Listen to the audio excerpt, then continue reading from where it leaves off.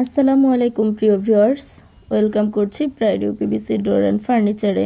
প্রিয় ভিউয়ার্স, নতুন একটি ভিডিও নিয়ে আপনাদের সামনে চলে আসলাম।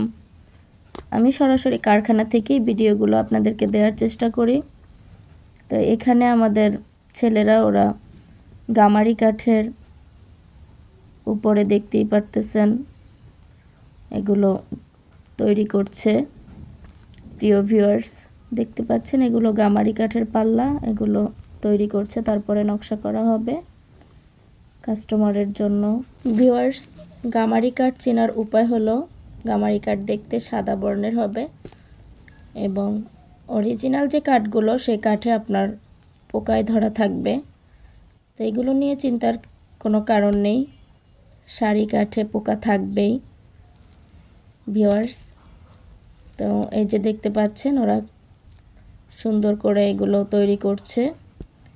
প্রিয় ভিউয়ার্স, আমরা আমাদের ছোটোবেলায় দেখেছি কত কষ্ট করে কাঠের উপরে ঘষে ঘষে রান্না করে তারপরে এগুলো চমৎকারভাবে তুলে ধরা হতো। আর এখন দেখেন মেশিনের সাহায্যে কত অল্প সময়ে ওরা রান্নাটা করে ফেলে।